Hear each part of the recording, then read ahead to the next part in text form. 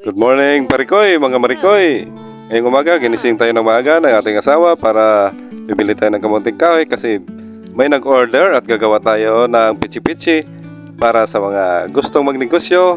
Titingnan nyo ito, susundan nyo ito para makagawa kayo ng pinakamasarap sa buong mundo na pichi-pichi. Wow! Ngayon, pupunta tayo sa bibilan natin ng kamunting kahoy at sasakay tayo sa ating mamunting motorsiklo. Ito parang ayaw pang umandar tong motor na to. Okay, susubukan natin to. Paandarin muna natin to. Ngayon, andito na. Ito yung may-ari na si Tagala. Ito yung may-ari ng mga kamuting kahoy. At bumili tayo rito. Ngayon, mga Marikoy, ang tigas at ang bigat pala to. Bubunutin itong kamuting kahoy na to. Sinubukan natin. At ngayon, natapos na. Ito, kinarga natin sa ating motorsiklo para dalhin na pauwi sa bahay. Para baka ayos na. Mga Marikoy, shoutout kayo dyan. Kung gusto mag-comment, comment na kayo dyan.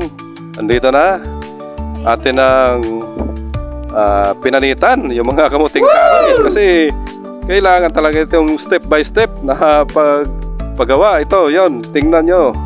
Ang tigat no? Ang tigat tong bubunutin. Ngayon, nag-prepare tayo ng kahoy para sa ating pagluluto maya-maya. Tigas talaga to ng kahoy na to. Ngayon, lilinisan natin to 4 hanggang 5 na beses para mas malinis. Ngayon, ito na. Kinukod-kod na natin. Ito yung manual na kudkuran kasi wala tayong makina. Ito lang yung kaya nating bilhin at kaya nating gagawin mano-mano. Minsan nagkapilas-pilas pa tayo rito. Ko mga Marikoy, ngayon ito na, muntik na matapos pero sa awa, hindi naman ako nagkapilas-pilas. Yung daliri ko. Naglagay tayo ng ngayon, nilagay na natin sa screen net para pipigain natin to para matanggal talaga yung mga duga-duga o gatas-gatas o katas ng kamuting kahoy. Wow. Mga Marikoy, naglalagay tayo ng talukbong sa ating mukha at saka sa ulo para yung mga buhok-buhok at saka mga laway-laway ay hindi malalaglag sa ating gagawing pichi-pichi. Ito ngayon, ito yung pinakaluma na manual na process sa pagpiga ng kamuting kahoy. Kung makikita ninyo, ayan, sa bigat ko pa naman yan, imposibleng hindi talaga yan maglalabasan yung mga gatas na yan. Ayan, binaligtad na natin at saka pipigain ulit para talagang madry na dry siya. Kung makikita nyo yun, no? Tingnan nyo, yung katas talagang lumalabas, puting-puti, di ba mga Marikoy? Pero talagang kwan yan. Ayun, ito na ngayon. Ito na yun, haluin natin. Dry na to. Lalagyan na natin ng pulang asukal. Iko-control lang natin kung gaano karami. Yung asukal na ilalagay natin.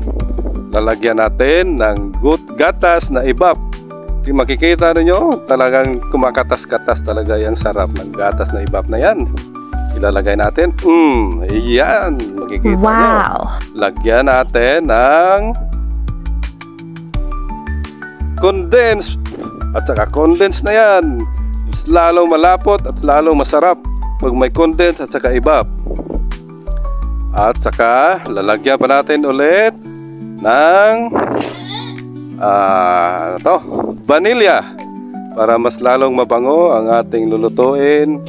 Lagyan natin ng konting vanilya parang napakabango ng ating pichi-pichi. Yan, ayan, hahaluin natin, ayan, paikot-ikot, ayan, tapos na. Lagyan natin ng konting asin para mas lalong pampalasa, yung naghahalo yung asin, yung asukal, para mas lalong masarap. Ngayon, haluin na natin. Ayan, talagang inahalo na talaga, mga Marikoy. Lalagyan natin ng katas ng niyog. Katas ng niyog, i-estimate lang natin kung gaano karami yung paglagay natin ng katas ng niyog. Kailangan yung gagawin natin, paglagay natin ng katas ng niyog, yung pichi-pichi, hindi masyadong mabasa-basa. Kailangan katamtaman lang para pag naluto siya, hindi siya masyadong maluyat. Ayun, ito na. Lalagyan natin ng food color. Hahaluin. Nilagay natin sa ibang lagayan. Ito, green ito o green na kulay. At saka ito, violet. Violet ito na kulay o purple. Hahaluin natin. Hahaluin. Hahaluin pa ulit. Lalong hahaluin. Talagang haluin talaga yan para magkuha yung kulay. Ngayon, ito, ilagay na natin sa lagayan, yung maliliit na cup. Yan, i-ready natin. Yan, ilalagay natin. Lagyan na naman ulit. Sa kabila, yung isang color. Violet na naman. Ngayon, ito, ang violet. Yan, makikita nyo, ilalagay natin sa maliliit na cup. Yan. Ito, masarap to para pang negosyo. Ito yung kunting naming negosyo para may pangbili tayo ng ulam at saka kunting bigas. Ayan, ito yung puti. Puti na kulay, ilalagay natin. Ayan. Yan, mga parikoy, marikoy. Yan, huwag masyadong bungbungin. Kasi ito na, tapos na. Nalagay na natin. Nalagay natin sa cup at saka nilagay na natin sa steamer.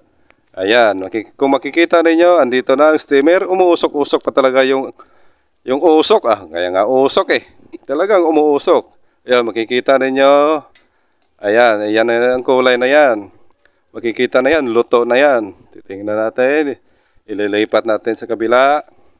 Ayan, ito na yung finished product niya. Titikman ko. Ang sarap mga marikoy, parikoy. Diba? Approve. Yun. Ang sarap talaga. Ito na yung finished product namin. At saka ihatid na natin sa nag-order. At maraming salamat sa lahat na nanonood. Shout out naman kayo dyan. At saka maraming salamat sa inyong lahat. At yun lang po ang ating vlog ngayon sa paggawa ng pichi-pichi. Sana suportahan nyo. Like, follow, and share. And sa gusto mag-comment, comment na kayo para malalaman natin. Baka may mas masarap pa kayo na gagawin na sa pichi-pichi natin. Maraming salamat at God bless and God always be with you. Thank you. Thank you for watching.